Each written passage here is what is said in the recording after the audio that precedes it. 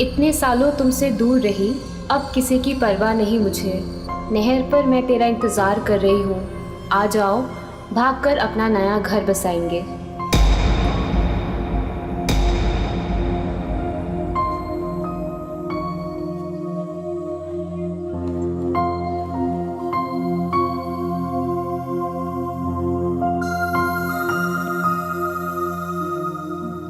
इतनी रात को ये कहाँ चले गए? सलोनी, मैंने यकीन नहीं होता कि इतने साल बाद आज यहाँ इस तरह तू मेरी राह तक रही।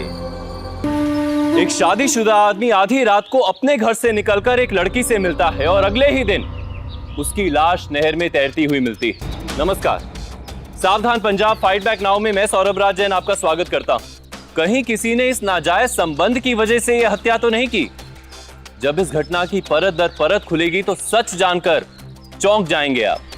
आइए देखते हैं प्रेम, प्रतिशोध और परंपराओं में उलझी पंजाब की ये सनसनीखेज वारदात।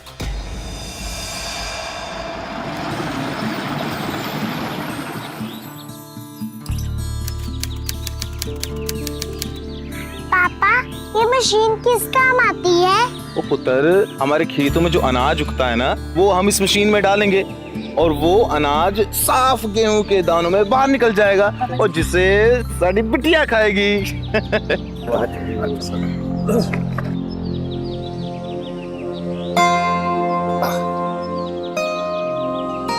ओए, ओ थे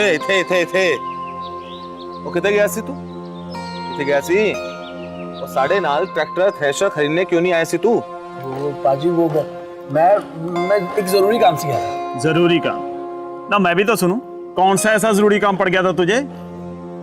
पापा जी, फिल्म देखने गया था, मैंने पैसे दिए थे।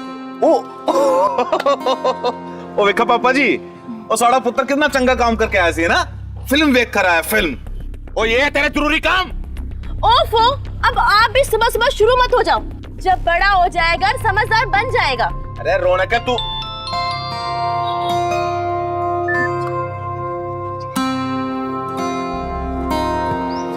कौन सी? This number can't be reached right now. क्या हुआ? किसका फोन है? ओ रॉन्ग नंबर है। ओ चलो चलो, ओ चलो, और तुम सबको ट्रैक्टर पे पूरे पिंड की सैर कराता हूँ। आप बच्चों को करा ला तू।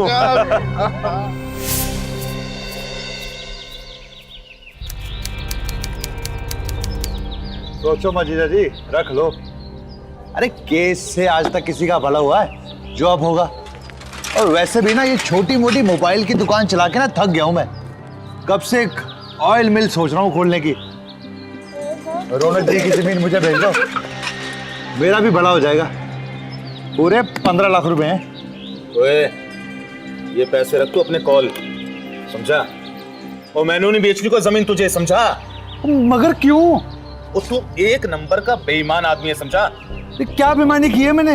अरे माना कि आज मेरे पास कोई सबूत नहीं है अपनी बात को सच साबित करने का, पर इसका मतलब ये तो नहीं है कि मैं बेईमान हूं।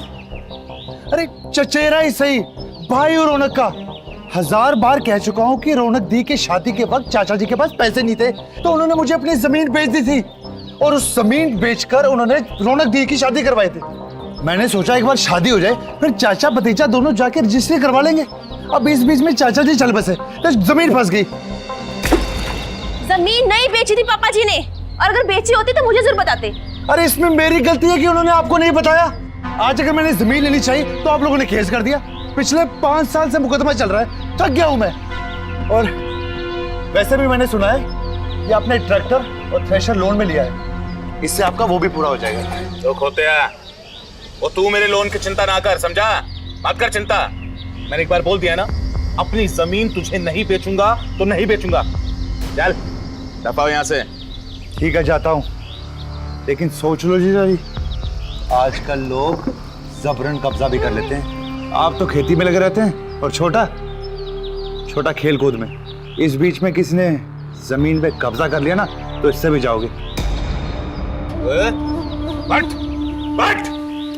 और देखा पापा यार होने का देख भाई खोतिया, अब अगर जमीन बेचने की नौबत आ भी गई ना तो काले चोर को बेच दूंगा, पर तुझे कभी नहीं। देख, निकल यहाँ से, दफा।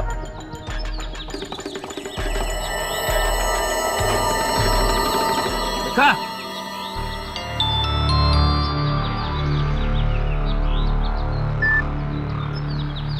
10 साल में भी बिल्कुल नहीं बदले, बड़े सोने लग रहे थे आज। पहचाना मुझे? सलोनी।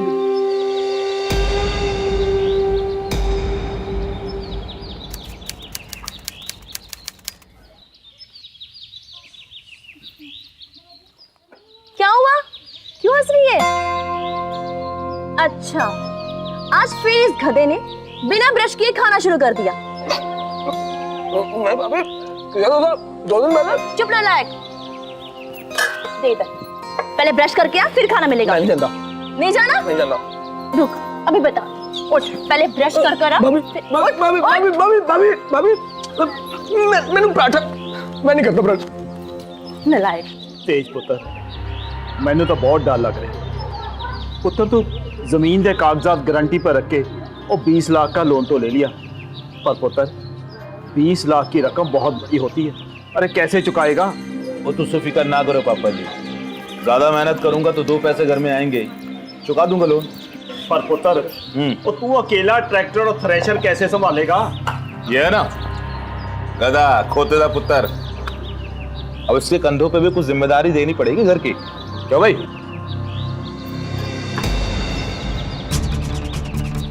ओए सॉरी भाजी, गलती से आ गई। सॉरी? ओ जी वड्डे वड्डे वड्डे वड्डे बेशरम देखे जी, तू सबकी दादी है। अरे इतने मना करने के बावजूद भी तुम दोनों माँ बेटे को शर्म नहीं आती? और सुन लो पिंड वालों, और 4 दफा मना कर चुके इस रिश्ते के लिए, फिर भी मुंह उठा के आ जाती है हमारे आंगन में मेरे भाई पटोरे डालने के लिए। चुप कर जोजी, क्यों चढ़ डांटी जा रहे हो? एक बहुत डिग्गी आंगन छोड़ की है। अरे रोने के तू नहीं समझती है। अरे दोनों माँ बेटी बड़ी बेशरम है, बड़ी बेशरम है दोनों के दोनों। और जो बोल चाहिए ना, बोल चाहिए ना तुझे, ये ले, ये रही तेरी बॉल।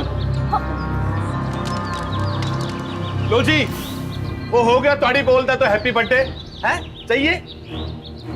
बेशरम लोग।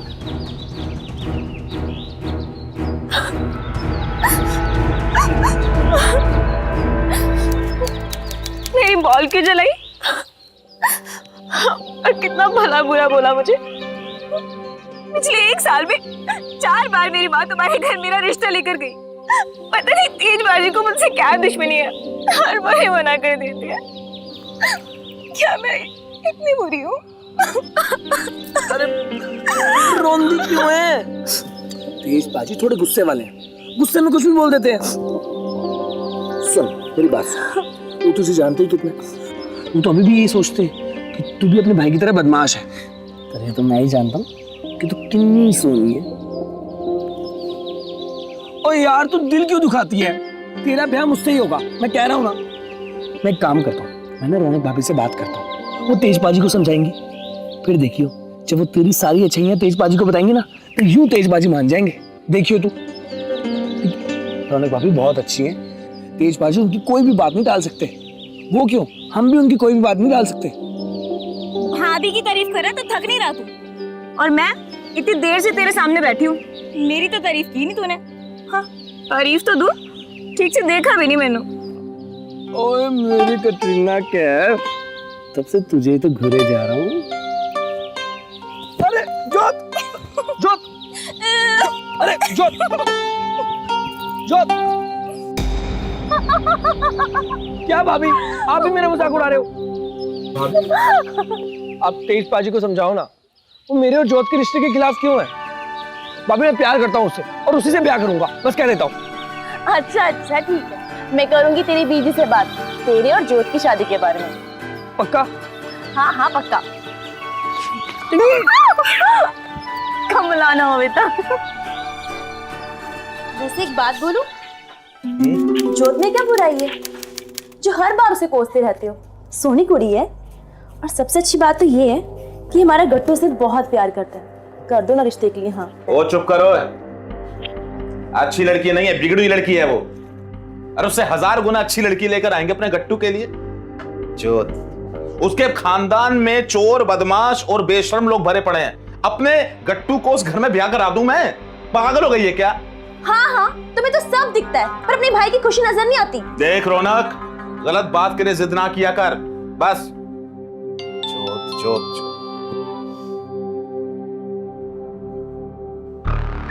मैं 7 समंदर पार कर तुझसे मिलने वापस आई हूँ। तू मुझसे मिलने नहीं आएगा? क्या हुआ? किसका मैसेज है? वो बैंक वालों का मैसेज है। वो लोन लिया है ना, तो किस्त चुकानी है।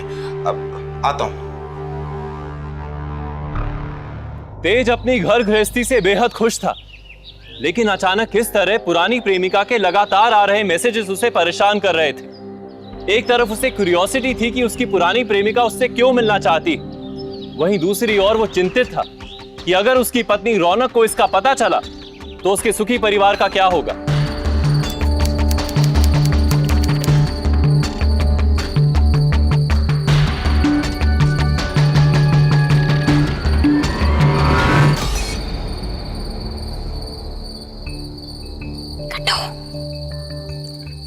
मैं हूँ कि कब से तेरे मैसेज करे जा रही हूँ, रिप्लाई नहीं कर रहा। यहाँ पे आराम से चद्दर तान के सोया हुआ है। उठ।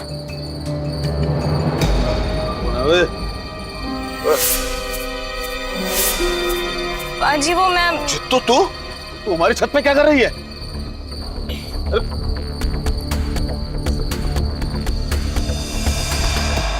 ओ बाहर निकल! अबे चुपचाप घर में बैठ के दोनों माँ बेटी और बहुत तमाशे देख ले तुम दोनों माँ बेटी के। और आज तो फैसला हो के ही रहेगा। अब बाहर निकलो, वो आपके साफ सुन गया। बाहर निकल दोनों माँ बेटियां। चुप कर, जो सुबह सुबह क्यों चिल्ला रहे हो? और रहने दे रोने के जिद ना कर।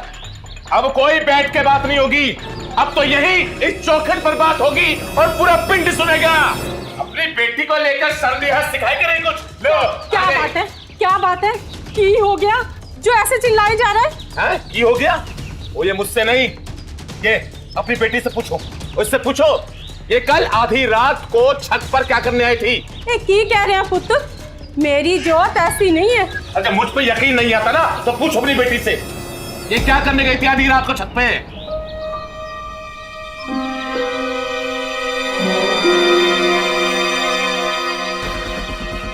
क्यों? अब क्या होती ताई जी? क्या हुआ? हाँ? मैं तो बड्डी बड्डी बातें कर रही थी कि क्यों चिल्ला रहे हो सड़क पे, क्यों दरवाजा पीट रहे हो? हैं? अब क्या हुआ? आप क्या सोचते हो मेरे भाई को फंसा लोगे? ये मैं ऐसा कभी नहीं होने दूंगा। ताज ओ बस कर। ओ पापा जी, तुसी क्या गल बहुत हो गया, और जो तू कहना चाहता था कह चुका ना। चल अब घर चल। पापा जी मारते नहीं, दोनों शर्म लिहाज नहीं इन दोनों के। चल संभाल ले ताज अपनी बेटी को। हो गया, बहुत हो गया। आखिरी बार कह रहा हूं, आखिरी बार। चल तू कर चल। अरे क्या पापा जी? चल चल।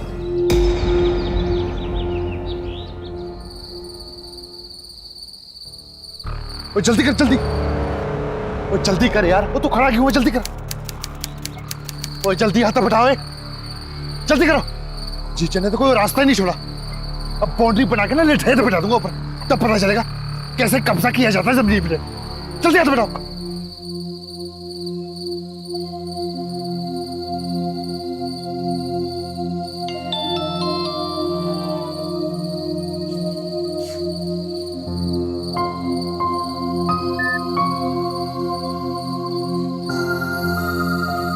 नहर पर मैं तेरा इंतजार कर रही हूँ, आ जाओ।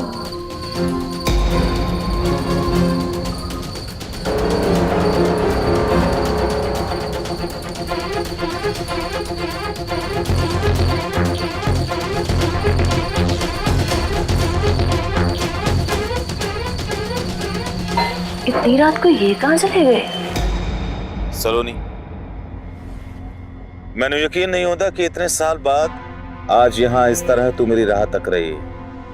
पर अब वक्त बहुत बदल गया है सलोनी। 10 साल पहले के तेज और आज के तेज में बहुत फर्क है सलोनी। मैं तो बस यहाँ इसलिए आया था कि तुझे समझा बुझा के घर वापस भेज सकूं। मैं वाहेगुरु से तेरी खुशी के लिए अरदास करूंगा। चलता हूं। तेज की किसी ने रहस्यमय हालातों में हत्या कर दी। आखिर किसने की थी उसकी हत्या? क्या उसकी पुरानी प्रेमिका सलोनी ने, जिसको तेज ने मर्यादा और घर गृहस्थी का हवाला देकर उसे लौट जाने को कहा था? या फिर रौनक के चचेरे भाई मनदीप ने जो उसकी कंट्रोवर्शियल प्रॉपर्टी को हथियाना चाहता था, या कोई और ही था जो उसकी हत्या करना चाहता था? ये तो साफ जाहिर था कि मारने वाले को तेज से गहरी नफरत थी। तेज अपने परिवार का सबसे बड़ा और कमाऊ बेटा था, इसलिए उसके इस तरह मारे जाने से उसका पूरा परिवार बिखर गया था। कोई दुश्मन नहीं था उसका सिवाय उस मनदीप के। ये मनदीप कौन है? इंस्पेक्टर साहब, मेरी बहू रौनक का चचेरा भाई है मनदीप। दरअसल इंस्पेक्टर साहब, रौनक के पिताजी की एक जमीन है और ये कमीना उसे हड़पने की ताक में लगा रहता है हमेशा। कल जमीन खरीदने के लिए पैसा तक लेकर आया था। तेज ने मना किया तो जबरन कब्जा करने की धमकी देकर गया था। इंस्पेक्टर साहब, मुझे पक्का यकीन है कि उसी ने मेरे बेटे को मारा है, उसी ने। ठीक है, एक बार मैं आपकी बहू से भी बात कर लेता हूँ।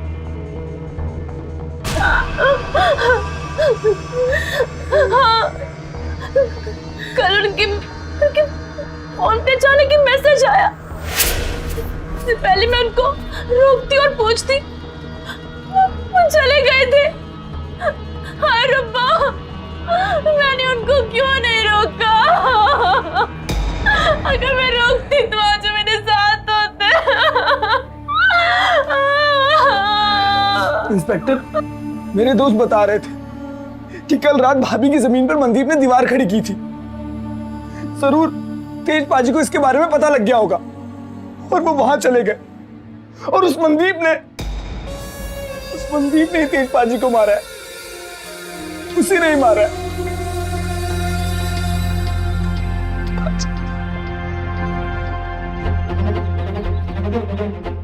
हेलो हेलो सर, रौनक की जमीन पर दीवार बनी हुई है। ओ, वहाँ कोई हाथापाई के निशान है क्या? नहीं सर, जहाँ पर कोई भी हाथापाई का निशान नहीं है। ठीक है।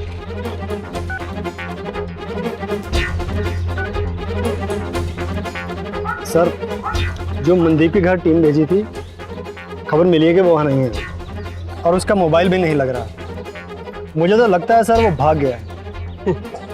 भाग के जाएगा कहाँ?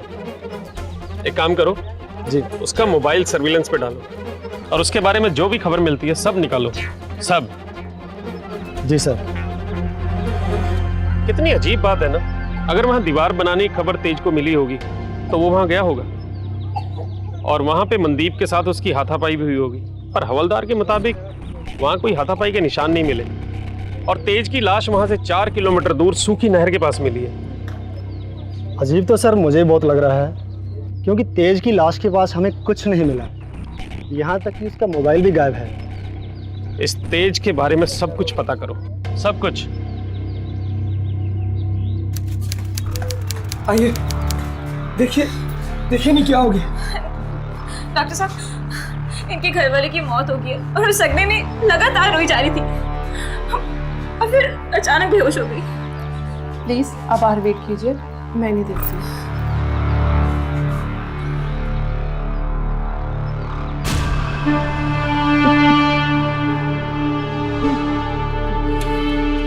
डॉक्टर, क्या हुआ? भाभी ठीक तो है ना? वैसे घबराने की कोई बात नहीं है, वो प्रेग्नेंट है। फिलहाल मैंने उन्हें नींद का इंजेक्शन दे दिया है, बस आप लोग उनका ख्याल रखें। नमस्ते। धन्यवाद।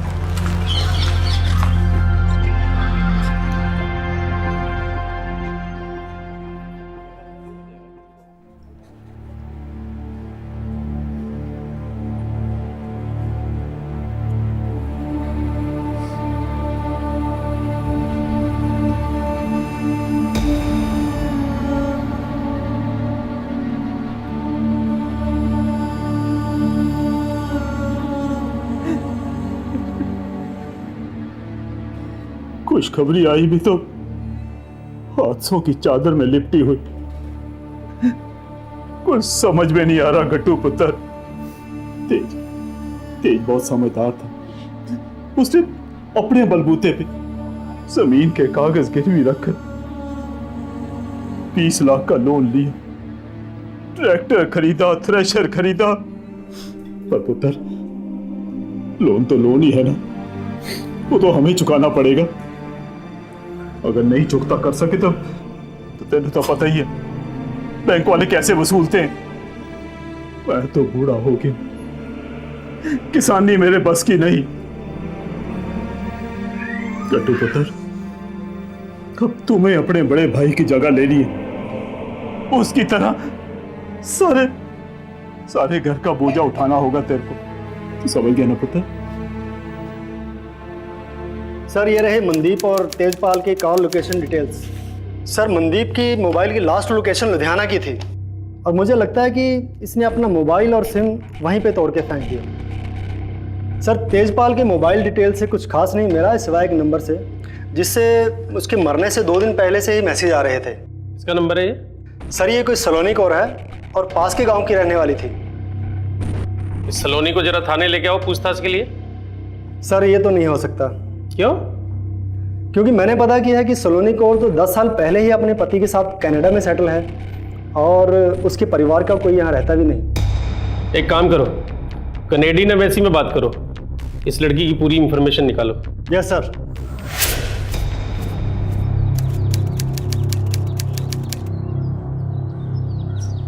खाना नहीं खाओगे तो कैसे चलेगा? कमजोर पड़ जाओगे। अरे अगर तुम कमजोर पड़ गए तो बाकियों का ख्याल कौन रखेगा? हाँ यार रौनक भाभी यार, उन पर क्या बीत रही है कोई नहीं समझ सकता। क्या बिगाड़ा था मेरे तेजवीर जी ने? हाँ? क्या बिगाड़ा था? क्यों मार दिया उन्हें? क्यों छोड़ के चले गए वो मुझे? तू रो मत। तू रोएगा तो पापा जी का क्या होगा? हाँ, भाभी को कौन संभालेगा? बिल्कुल ठीक कह रही, मैं नहीं रहूंगा। मैं संभालूंगा पूरे घर को, मैं संभालूंगा, मैं सारा लोन चुकाऊंगा, अपनी भाभी को खुश रखूंगा, उन्हें कोई दुख नहीं होने दूंगा। डॉक्टर ने कहा है ना, उनको कोई दुख नहीं होने देना, उन्हें कोई दुख नहीं होने दूंगा, मैं संभालूंगा। अंकल ये सलोनी सिंह कौन है और आपके बेटे के साथ इसका क्या रिश्ता है? सलोनी? इंस्पेक्टर साहब, सलोनी महेंद्र सिंह की बेटी थी, पास वाले गांव में रहती थी। दरअसल मेरा बेटा तेज उससे ब्याह करना चाहता था, लेकिन उसके घर वाले इस शादी के लिए नहीं माने और उसका ब्याह किसी एनआरआई डॉक्टर से कर दिया। शादी के बाद वो कनाडा सेटल हो गई थी। लेकिन तुसी ये गल मेरे तो क्यों पूछ रहे हो? कल की है। आपके बेटे तेजपाल के मर्डर के 2 दिन पहले से उसकी सलोनी सिंह के साथ बातचीत हो रही थी, वो भी मैसेज पर। की?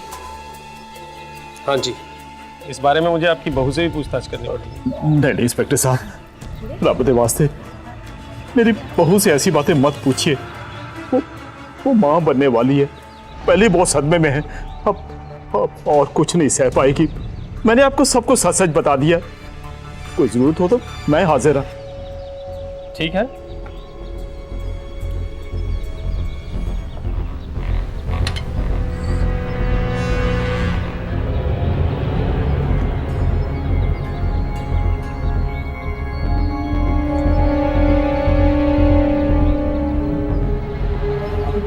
पुत्र, अब तबीयत कैसी है तुम्हारी?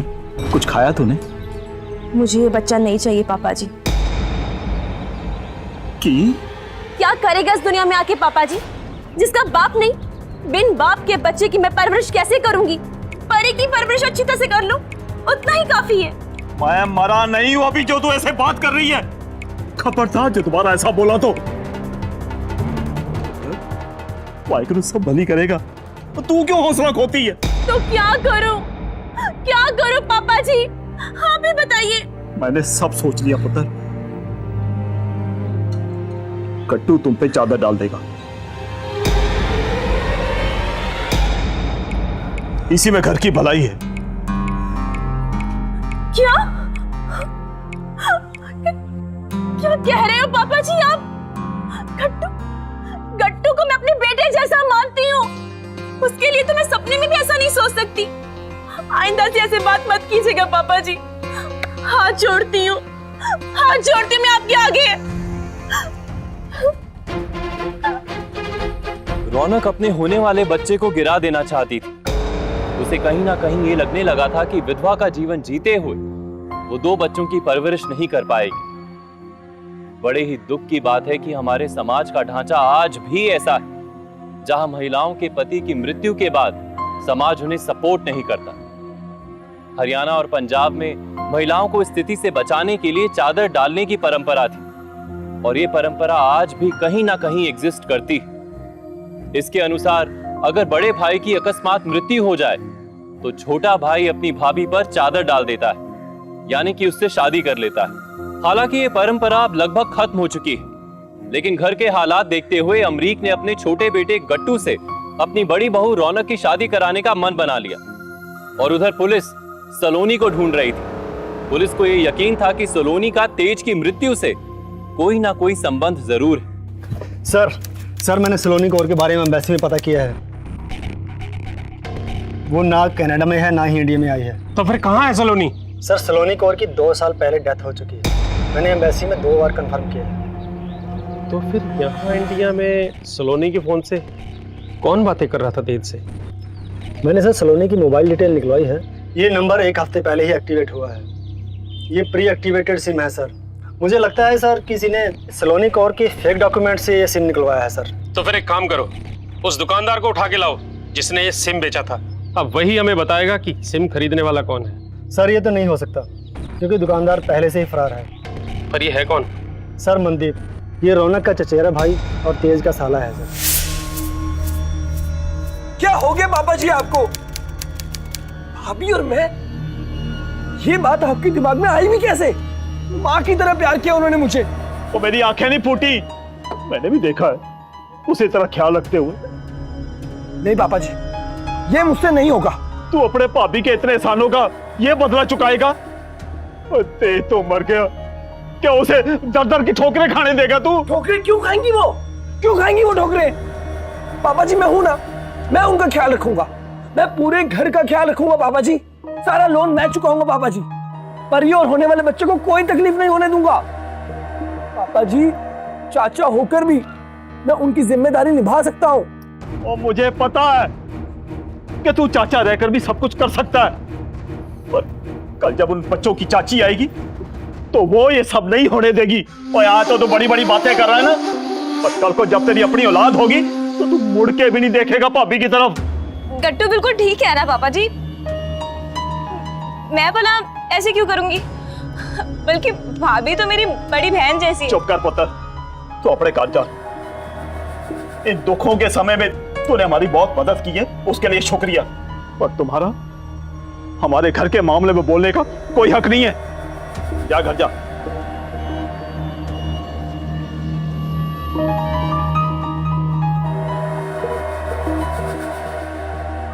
पुत्र, तू इस लड़की की बातों में मत आना, क्योंकि कोई भी लड़की अपने पति को किसी और के बच्चों को संभालते हुए नहीं देख सकती। पुत्र तू इतना स्वार्थी हो गया कि अपनी जिद की खातिर पूरे घर को तबाह कर रहा है। चद्दर डाल दे भाभी पे,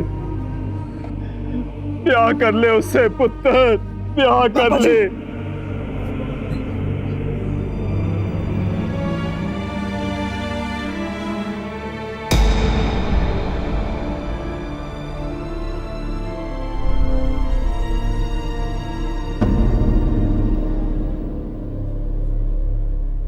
सर अभी भी मनदीप की एटीएम की ट्रांजैक्शन डिटेल मिली है। उसने आधा घंटा पहले ही जलंधर के एक एटीएम से पैसे निकलवाए हैं। हो सकता है सर वो आसपास इलाके में छुपा हो। वेरी गुड, टीम तैयार करो, हम जलंधर अभी निकल रहे हैं। Yes sir.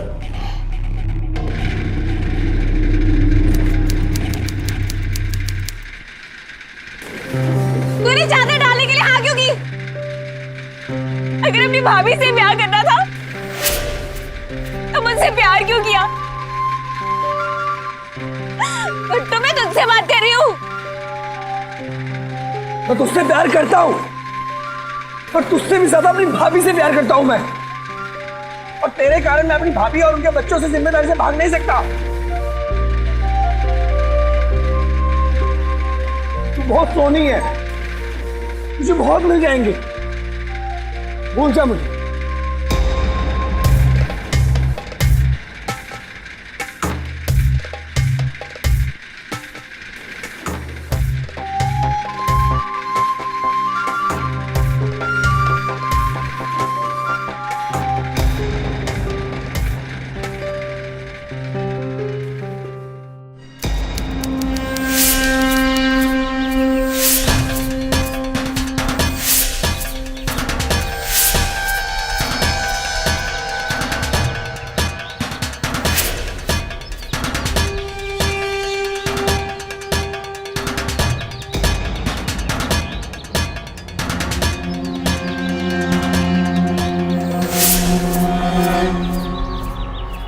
ये एटीएम खराब है बेटा।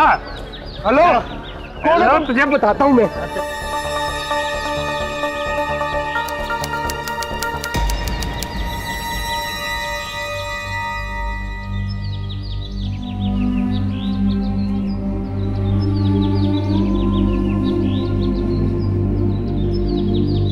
ले पुत्र, डाल दे।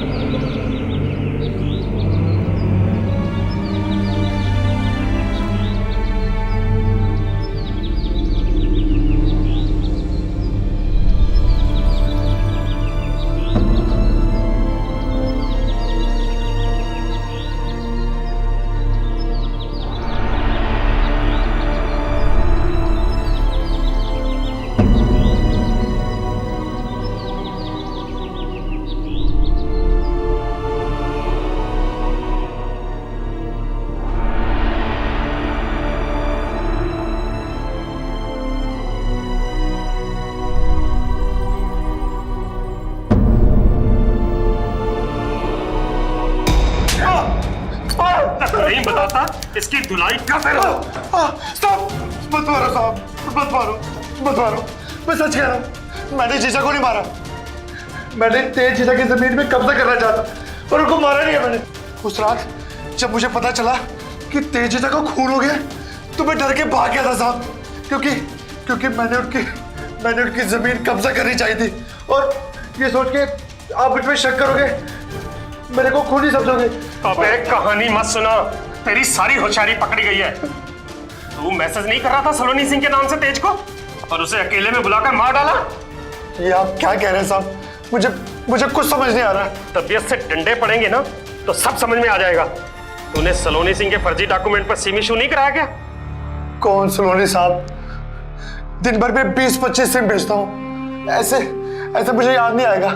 अगर आप दुकान से मेरी डायरी मंगवा दें तो शायद कुछ याद आ जाए मुझे। साहब सब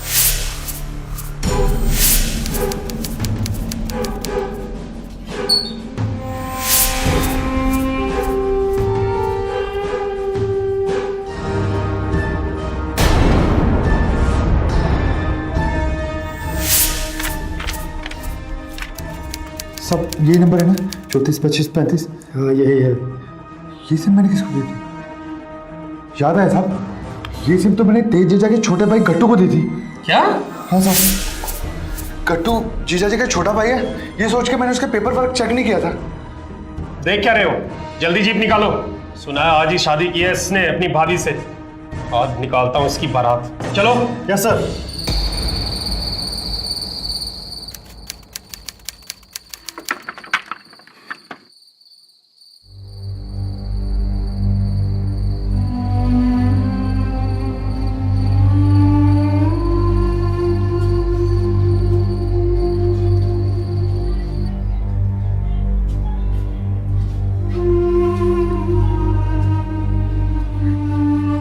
जिद चढ़ी थी तुझे अपनी जिंदगी बर्बाद करने की? क्या किया तूने? तुझे क्या लगता है कि ऐसा करके तूने मुझे खुशी दे दी? क्या मैं नहीं जानती कि तू क्या चाहता है? क्यों किया तूने ऐसे? चुप क्यों है? बोल ना। भाभी हम चाहते तो बहुत कुछ है, लेकिन जैसा हम चाहते वैसा होता कहाँ है। अभी अब ज्यादा सोचिए मत, सो जाइए। डॉक्टर ने आपको आराम करने को बोला है। ये फालतू की बातें अपने दिमाग से निकाल दीजिए प्लीज।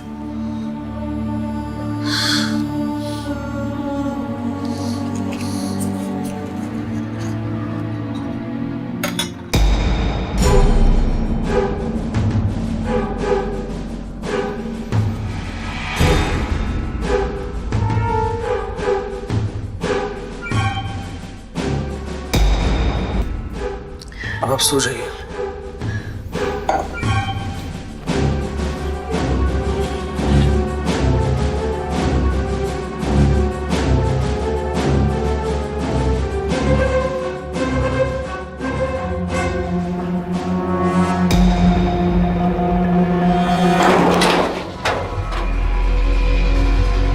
अपने आप को बहुत चालाक समझता है। भाई को मार डाला, भाभी पे चादर डाल दी और अब हीरो बन के घूम रहा है। ये क्या चल कर रहे हो? खाने। इंस्पेक्टर साहब, ये की कर रहे हो तुसी? हुआ क्या? पता चल जाएगा आपको भी क्या हुआ है। चल चल। भाभी!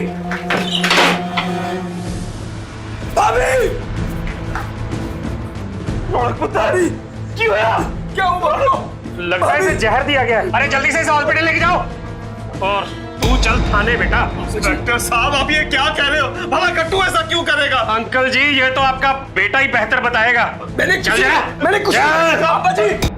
भाभी को जहर क्यों दिया? अरे जब मारना ही था तो शादी क्यों की?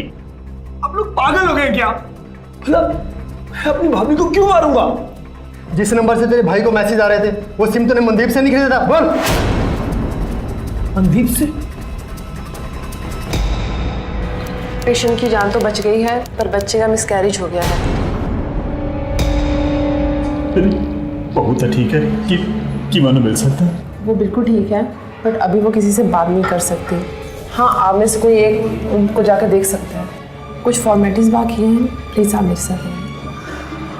पापा जी, भाभी दी जान बच गई, इतना ही काफी है। तुसी जाओ डॉक्टर के साथ, मैं देख आती हूँ। ठीक है पुत्र।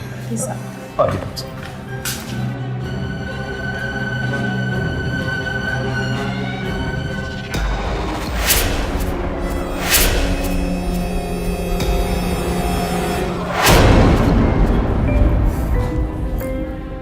बड़ी सख्त जान हो भाभी, जहर पीकर भी नहीं मरी।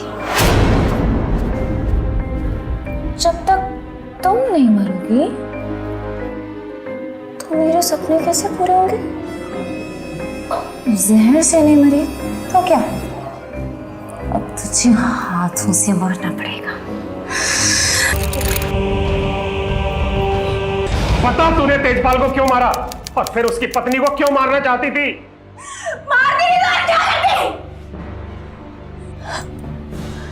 अपने जीते जी ये तेज मेरा और गट्टू का ब्याह कभी नहीं होने देता। मैं दिन रात यही सोचती रहती कि मैं उन्हें ब्याह के लिए कैसे मनाऊं।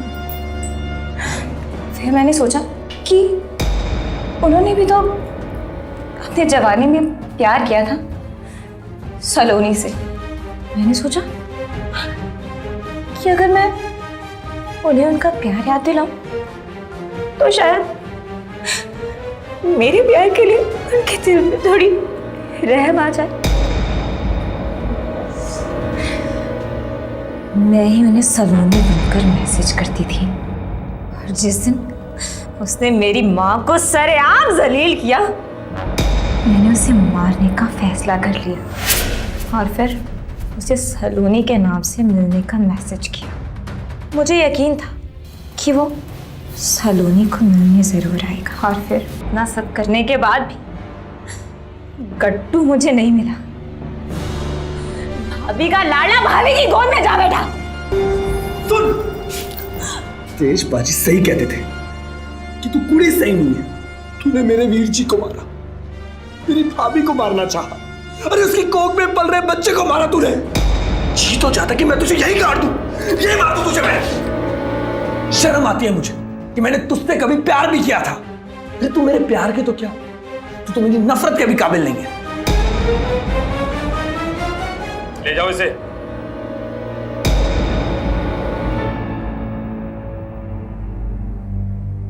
जोत ने गट्टू को पाने के लिए क्रूरता की सभी हदें पार कर दी। तेज को गट्टू और जोत का रिश्ता मंजूर नहीं था क्योंकि जोत के परिवार का क्रिमिनल बैकग्राउंड था।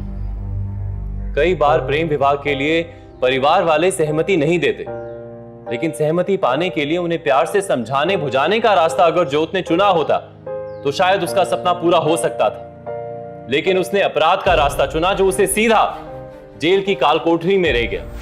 जोत को तेज सिंह की हत्या के लिए आईपीसी की धारा 302, रौनक की हत्या की कोशिश के लिए धारा 307 और रौनक के गर्भ में पल रहे बच्चे की हत्या के लिए धारा 312 के तहत उम्र कैद की सजा सुनाई गई। प्रेम इंसान को इंसान से जोड़ने की कला सिखाता है, लेकिन आए दिन ऐसी घटनाएं सुनने को मिलती हैं प्रेम के नाम पर जिसे सुनकर यकीन नहीं होता। ये कैसा प्रेम है जिसकी आड़ में अपराध किए जाते हैं?